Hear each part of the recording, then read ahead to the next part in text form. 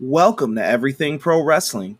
Everything Pro Wrestling is a show by the fans, for the fans. And I am your host, Conrad Cushman, and we present a retro review of SummerSlam 2002.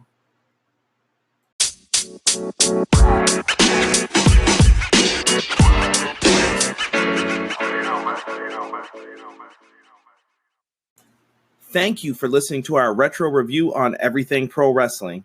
Guys, today we decided to do something a little bit different. I put up a poll on our Twitter page. You can give us a follow at EPW Show.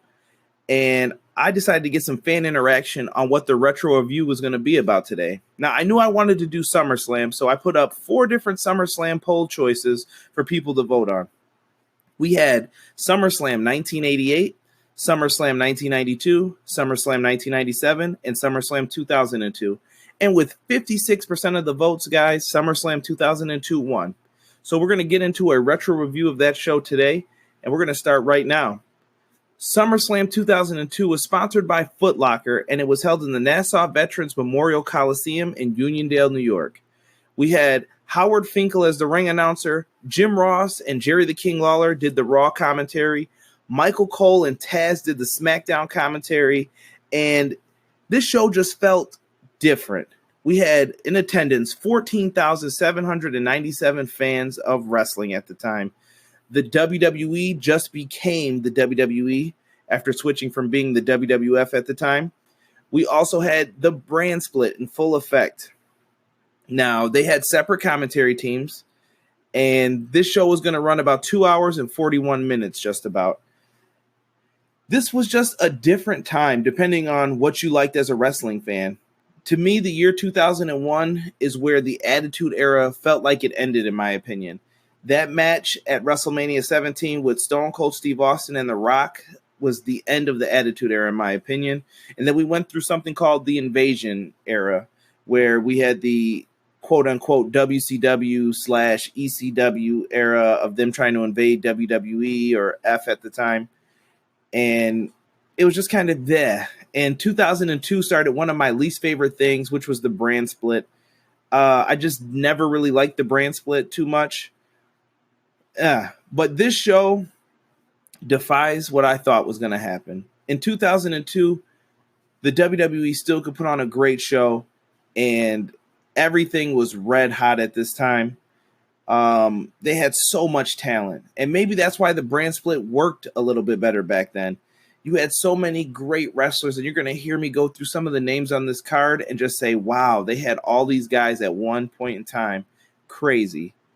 Now, we're going to get into all of these great matches and overall reviews and everything else, but I do want to hear back from you guys at the end of this, so make sure that you tell me what you thought of the show and everything else. But enough wasting time and talking about what we're going to do. Let's start the review for this show right now. The opening contest was Kurt Angle versus Rey Mysterio representing the SmackDown brand. Guys, this was a quick-moving opener, and it starts off with a bang.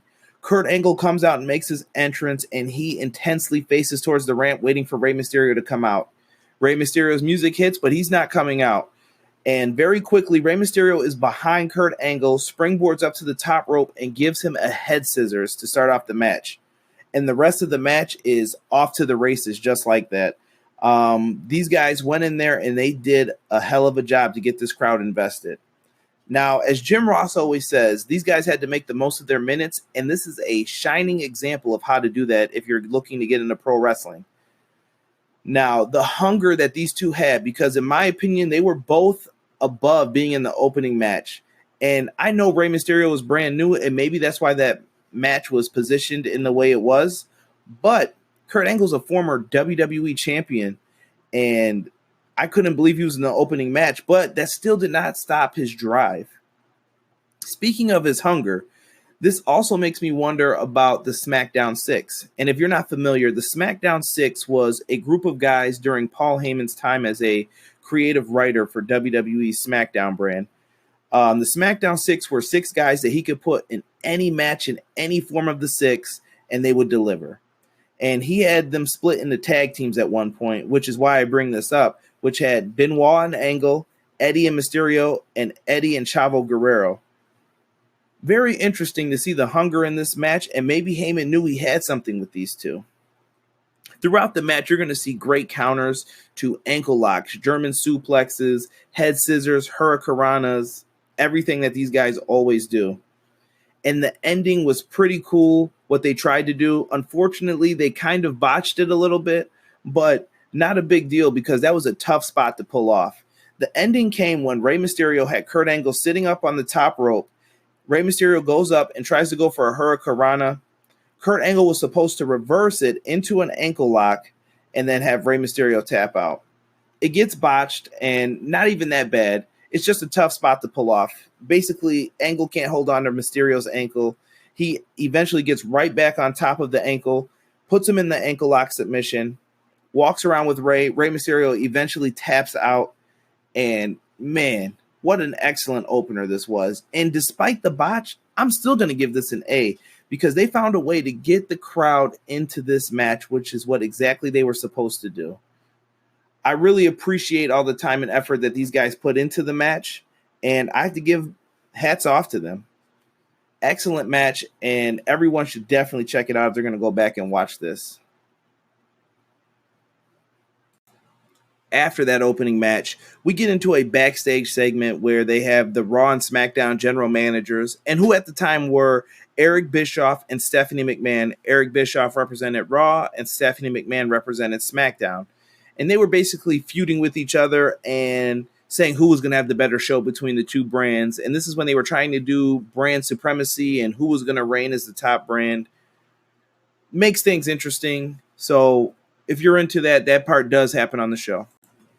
All right, guys, match number 2 on this card. We had Chris Jericho versus Ric Flair representing the Raw brand. Now, this is Ric Flair's first SummerSlam match. Think about it. He never had one back when he was in the WWE before.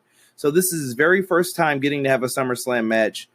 And this match was basically meant to set up reestablishing Ric Flair as a superstar who's going to compete in the ring. Now, the one thing I noticed in this match was Ric Flair seemed to lack confidence. And I think that's because of listening to other people talk about it on podcasts and maybe WWE Network videos.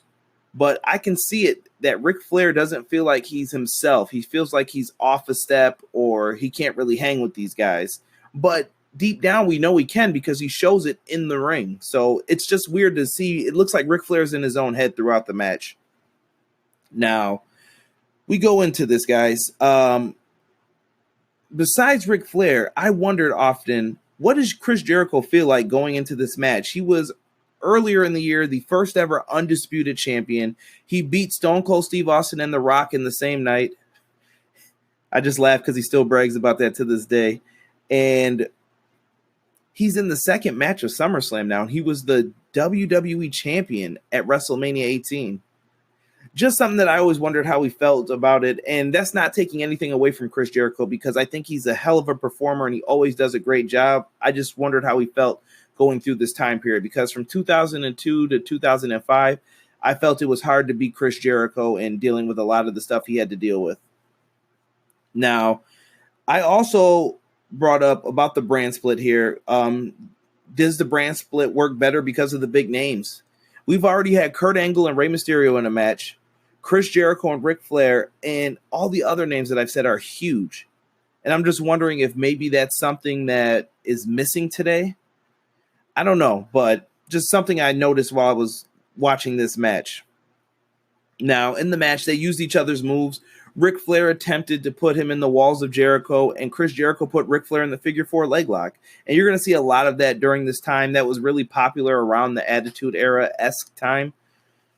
In this match, what else did we see? So the match ends basically when the referee can't see. Somehow, I think Jericho ends up swatting him in the face, and the ref's looking away because he's blinded.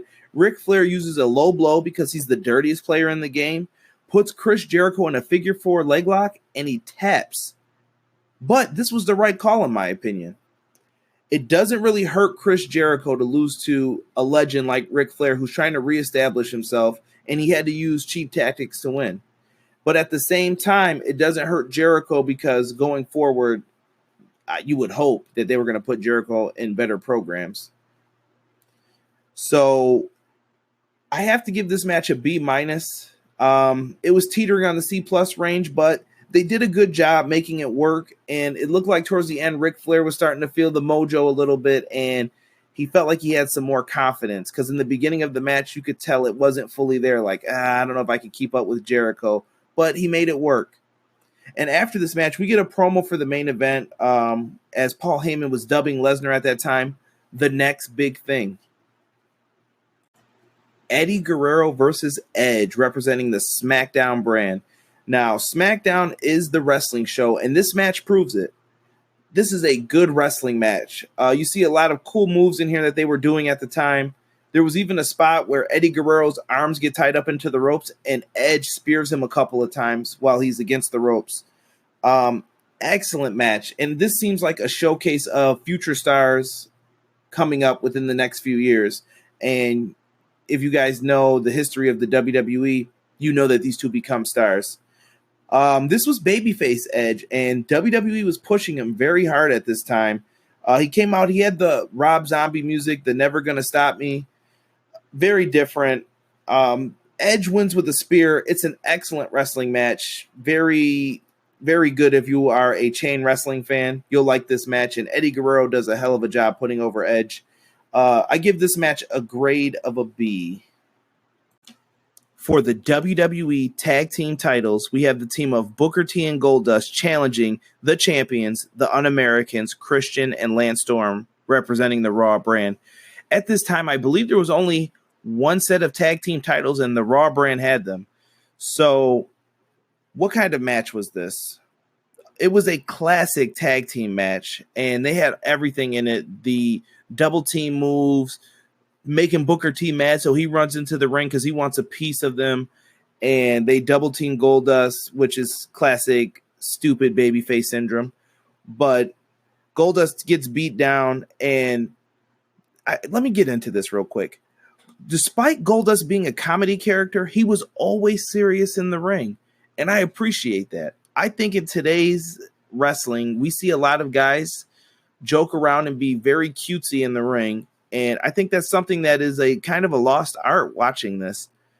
And that's no disrespect to anybody. And I wanted to talk about how great those comedy segments were with Booker T and Goldust. And you can call them Book Dust, whatever you want to call that tag team. They were tremendous. Whether it was the 7-Eleven segment, Booker T just being foolish, dancing with Goldust. They were just the perfect odd couple, and they did a great job with it. And if you ever get a chance to go back on the network and watch their stuff from 2002, great tag team. Anyway, we get back into it. The match has USA chants, and this Un-American tag team had real heat because they were basically carrying around the United States flag upside down and telling people that the United States is upside down and backwards because this country's all screwed up. They were actually getting heat. If they did something like that today, I don't know how many social groups would be all over WWE because of it. And it's just a sad state that they can't get real heat anymore because people forget that this is a television show. Despite everyone saying wrestling's fake, a lot of the people outside of the wrestling business are the first ones to take it to the next level. That's just my 2 cents, guys. But they end up going for a concerto on Goldust, and they miss.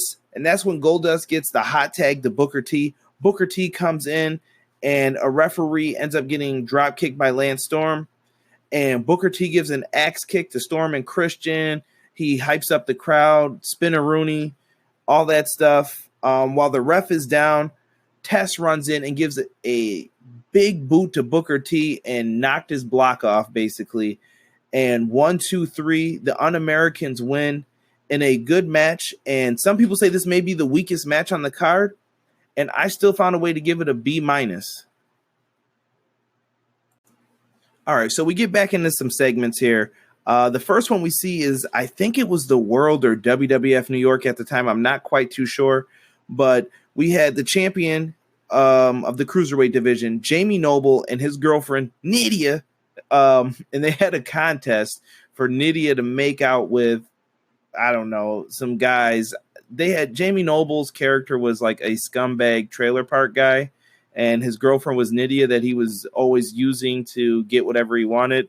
So Nydia wound up winning, and she makes out with some random guy. You could tell it's a total plant. But Jamie Noble always had some funny rants about, oh, you want to be with my girlfriend Nydia? Yeah, Nydia's going to help me win the Cruiserweight title. And if you go and look at some of the stuff he did where he came into some money and stuff, funny stuff. And Jamie Noble still works for WWE today in a backstage role. So pretty cool to see him. And we get to Eric Bischoff and Stephanie McMahon. And they're backstage talking again, but they start arguing over who's going to have the IC title on their brand because Chris Benoit took the Intercontinental Championship over to SmackDown. And Eric Bischoff wanted it back on Monday Night Raw, so we sent Rob Van Dam to challenge for it. And this match is a doozy. For the Intercontinental Championship, we have a Raw versus SmackDown match. We have representing SmackDown, the Canadian Crippler, Chris Benoit, versus Rob Van Dam, representing the Raw brand. Let me start this off by saying this. Chris Benoit was one of my favorite wrestlers, so it's very difficult to go back and watch some of these matches and not feel the same excitement that I once did. And I really don't want to get too deep into the Chris Benoit tragedy and everything else associated with it. And maybe one day we'll do an episode dedicated to that. But for right now, I'm just going to talk about the wrestling match as it is and whatever. So in this match, you will notice that Rob Van Dam is over. And Rob Van Dam's over in a big way. And I can't believe they never made him the champion in 2002. It's one of those things that kind of pisses you off later on thinking about it. But there were a bunch of guys like that during that time period. And that'll probably be an episode for another time when I review another show. But I noticed in this match that Rob Van Dam was very over, and I put Chris Benoit as a wrestling machine in my notes. This is a great wrestling match, guys. I knew that this was a good match when Rob Van Dam's ponytail had to come out, because how often do you ever see Rob Van Dam not wrestle with this trademark ponytail in? He had to pull it out because Chris Benoit had him gassed. They were working very hard in this match. And if anyone could tell me when they've seen Rob Van Dam with the ponytail out, please tell me or give me somewhere where I can look it up on the network, because that was crazy in this match. Rob Van Dam basically ends the match when he reverses a back suplex that Benoit went to hit, and then he hits a 5-star frog splash. But this match was full of dragon sleepers, German suplexes, even a bridging suplex on Rob Van Dam's arm that Benoit did several times over and over again. Hell of a match. And I don't care what anyone says. Great match. And Rob Van Dam hits a flawless 5-star frog splash to win the match. I gave it a grade of an A- because it's an excellent match. Something that you should definitely go back to check out. And it's sad because this is a great match, and so many guys have great matches with Chris Benoit, and they'll never be recognized again because of the tragedy, like I said. So it really sucks to know that you can't include this on any DVDs or show it on any social media. So it's kind of like the match never really happened either.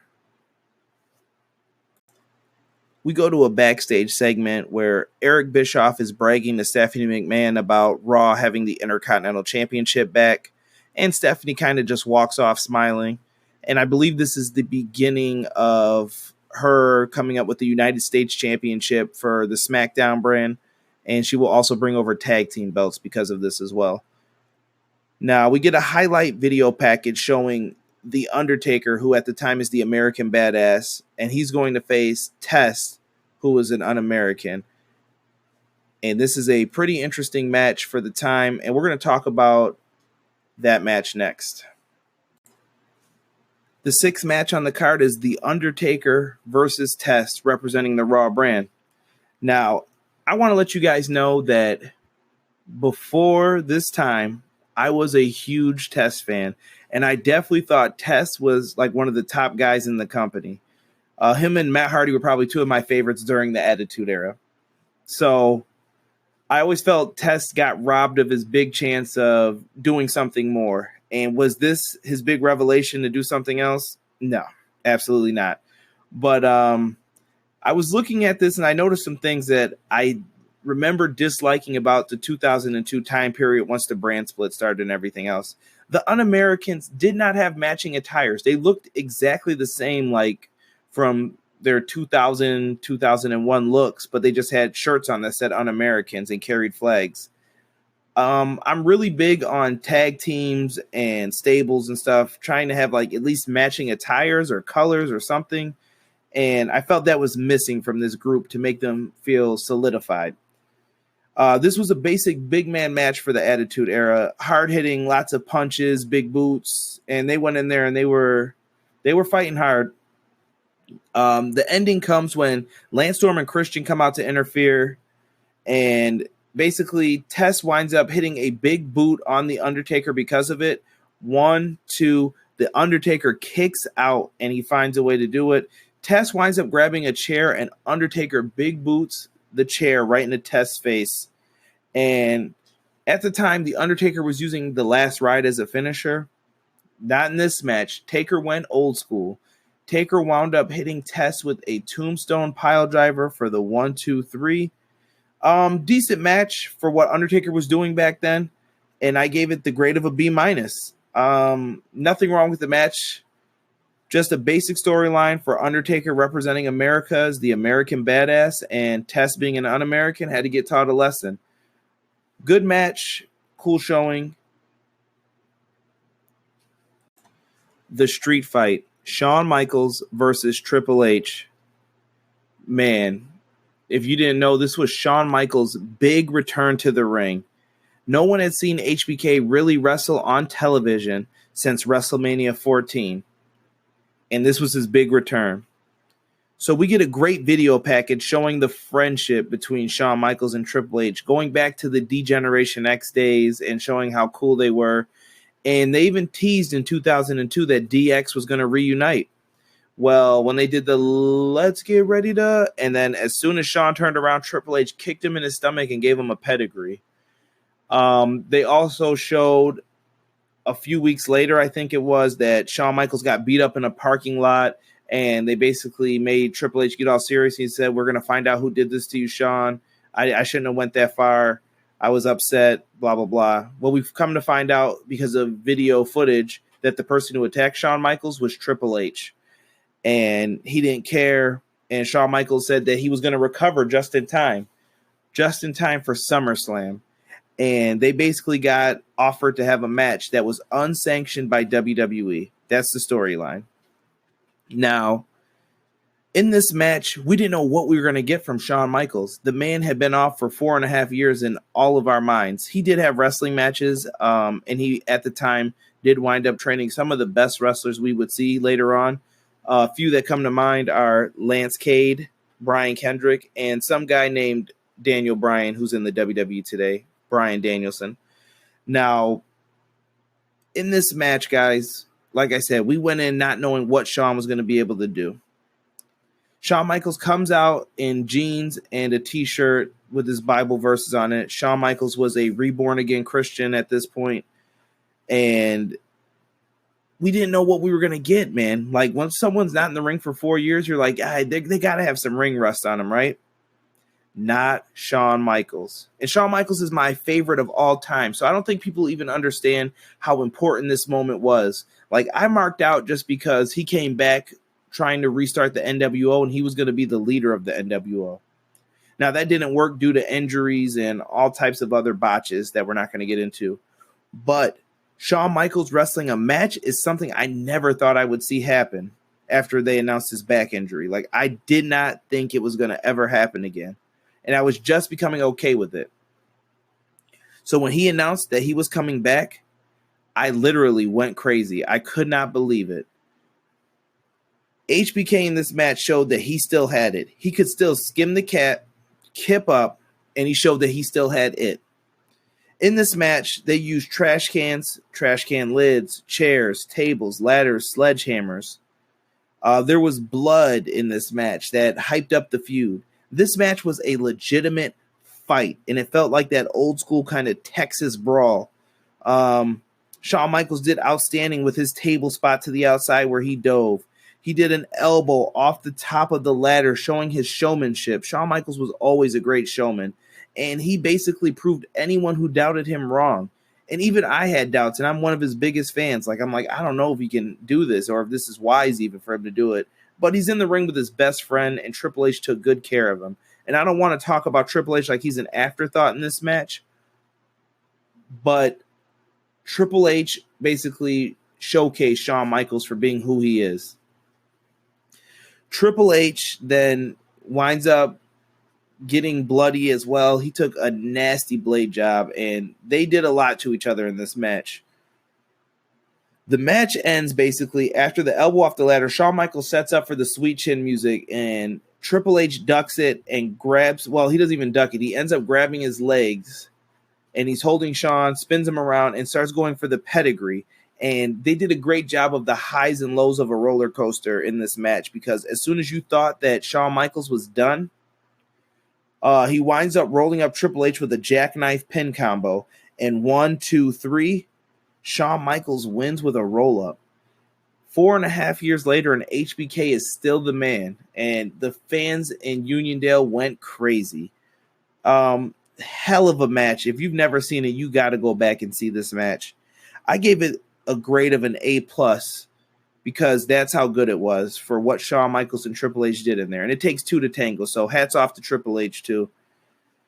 Now, this is going to lead to a long feud between these two, and I don't even think it ends until 04, 05. The crazy feud between them. Now, after the match, Triple H attacks Shawn Michaels and hits him with a sledgehammer.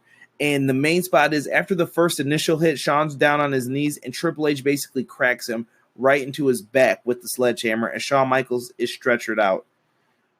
Very sad moment for anyone who is a wrestling fan. You didn't know what to think, because this match was supposed to be Shawn Michaels' one-off match. He said he was coming back for one match, and that was it. Well, Vince McMahon has a way of persuading people, because Shawn Michaels winds up coming back for several more years to compete inside of the WWE ring after this. And I'm sure glad he did, because he did a great job, and he is still one of the greatest of all time. And he is one of the best performers ever to lace up a pair of boots in the WWE ring.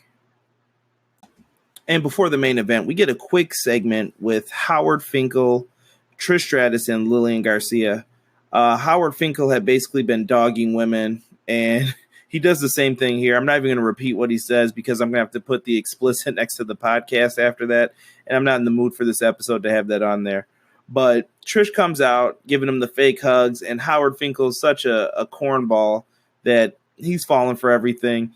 And Lillian winds up coming back, and Lillian lays a slap on him heard round the world. She gave him a good slap, and then a kick to the crotch, we'll just say. And Howard went down, and it was basically a feel-good moment for Lillian, who is eventually going to take over Howard Finkel's spot in the ring announcing in the future. Overall, it was a okay segment. I don't know. It just was there kind of, I think, to buffer between that great match and the main event. But let's get into the main event, which is Brock Lesnar with Paul Heyman versus The Rock for the Undisputed Championship.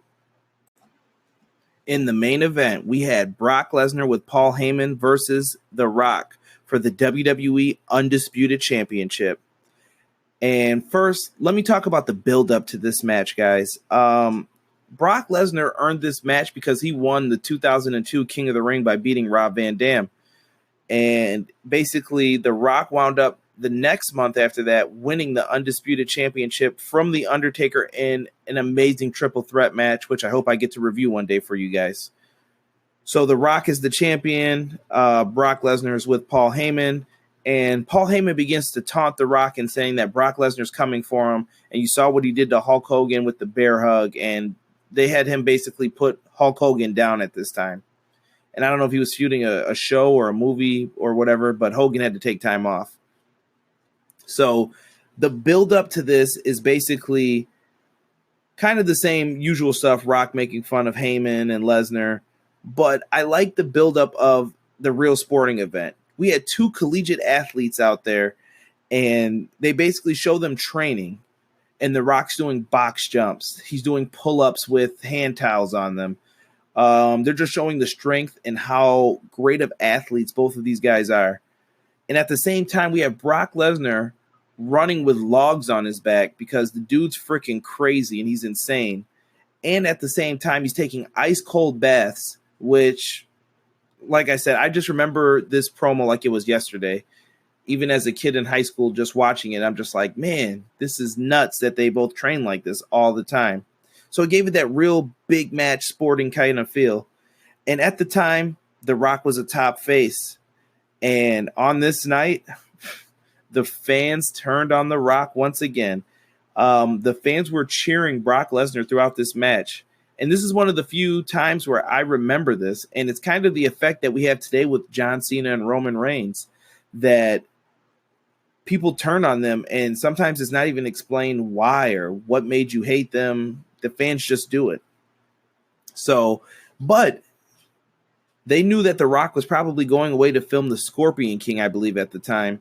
And this is going to end up leading to one of the coolest Rock characters after this, Hollywood Rock. And we'll talk about that another time once again, too. But Hollywood Rock's one of the greatest characters that he ever portrayed, I think.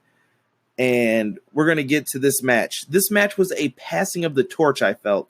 And it was The Rock basically giving everything over to Brock Lesnar, saying, Brock, you're the man now. You're going to lead this company into the next generation of wrestling. And eventually Brock Lesnar, after missing the first F5, he winds up hitting it finally. And 1, 2, 3, Brock Lesnar becomes the youngest WWE champion in history. Overall, pretty decent match. There were some table spots in there with Rock slamming Paul Heyman through a table with a rock bottom. They traded finishers with each other. But like I said, once that F5 was hit, the arena erupted because they knew Brock Lesnar was going to become the WWE champion. This match, I gave it a B+. It was an excellent match. There's nothing else really to say about this, but it was Brock Lesnar's time, and this was the beginning of his era. All right, guys, we're at the overall review of it, and I want to give an overall grade of the entire show at the end here. And to me, this is tough to do sometimes, and I know some people probably think that I'm a harsh grader, but when it comes down to it for this show, I gave it an A+. This is a show that I feel everyone can enjoy, go back and watch, and just remember the good times of wrestling. So for that, A+ is earned for this show. But that comes with a caveat. Is this the best show of 2002? That's up for debate because I feel that there is another show that can go head-to-head with it, and that's Survivor Series 2002. And hopefully I get to review that for you guys on another retro review later on sometime. But it's debatable if this is the best show. You may even say it's a tie. But 2002 had two awesome shows for sure that some people put as the greatest for that event. And some people will say that this is the greatest SummerSlam event. Oh, thank you. Thank you so much for listening to Everything Pro Wrestling. Everything Pro Wrestling is a show by the fans for the fans. We are on 9 different platforms, so make sure you check out the Anchor page and find the platform that works for you. And we are out. Peace.